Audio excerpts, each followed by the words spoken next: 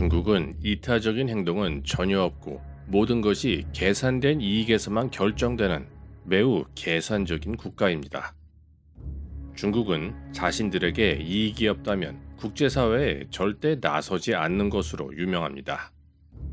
그런데 2025년 중국은 지구방위대를 결성하겠다는 발표를 했습니다.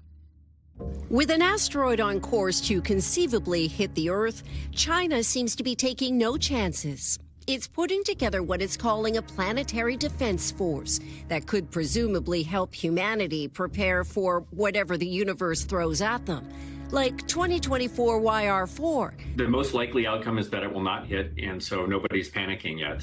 NASA now says there's less than a 1% chance the asteroid might strike in 2032. That's down from 3.1%, but it keeps changing almost every day. The probability sounds small, but the asteroid is not.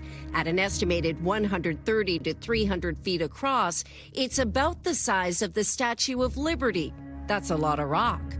So here in China, when the government posted ads recently on social media to recruit what they call planetary defense specialists, it piqued interest.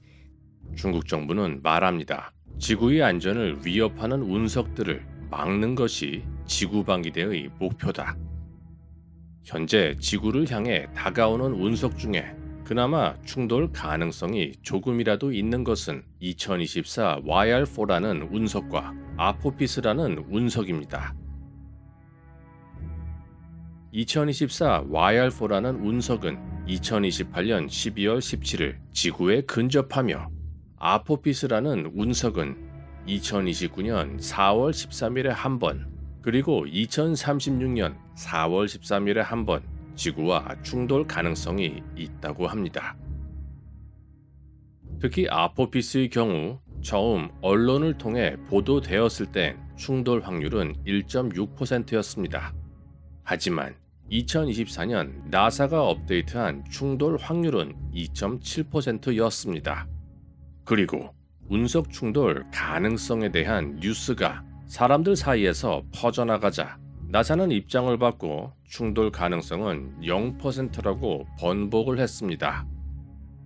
아포피스라는 운석은 2004년에 처음 발견되고 지난 20년간 지구와의 충돌 가능성이 꾸준히 언급되던 운석이었는데 갑자기 작년 나사는 충돌 가능성이 전혀 없다며 20년 동안 자신들이 고수해온 입장을 순식간에 뒤집어 번복을 했습니다.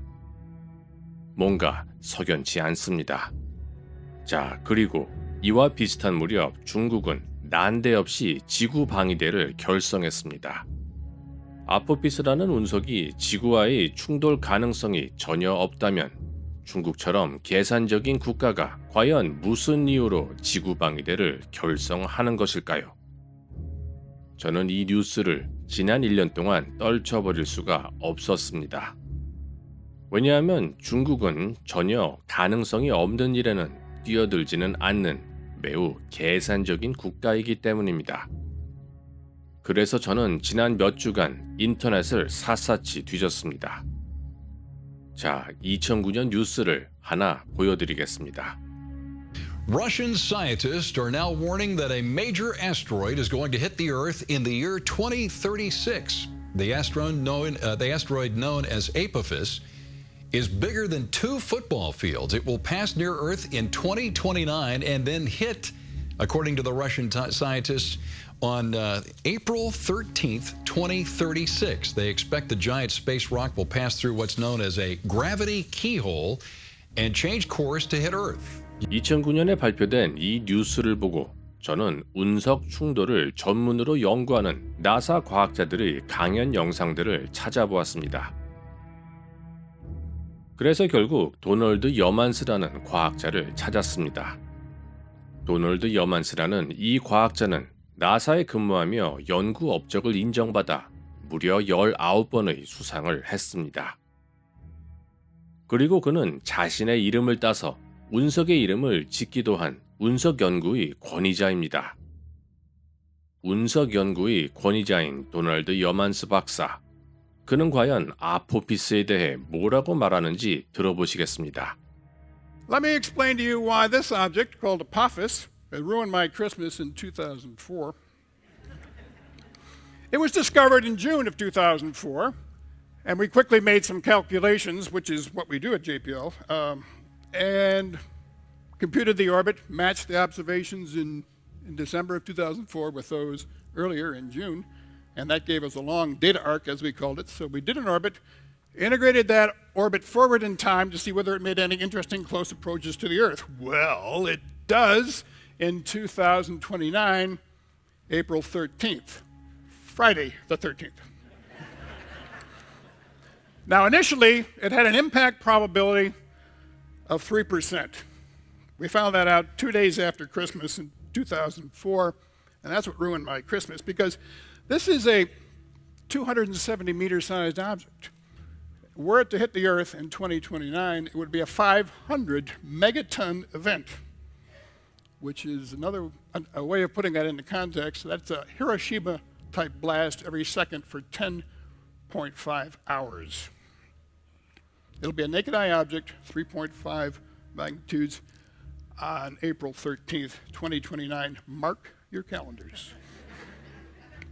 Now, the interesting part of this is if the object were to pass through a very tiny region in space, which we call a keyhole, in 2029, some 600 meters in extent, it will return 7 years later and collide with the Earth on April 13th, 2036, which turns out to be Easter Sunday.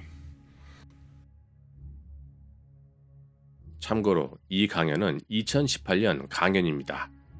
보시는 바와 같이 이 영상을 본 사람은 전 세계에 700명 정도밖에 안 되며 나사에서 무수한 업적을 쌓은 과학자인 도널드 여만스 박사의 경고는 아직도 사람들의 관심을 받지 못하고 있습니다.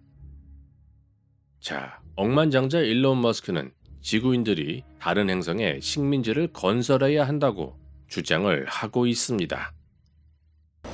Wow.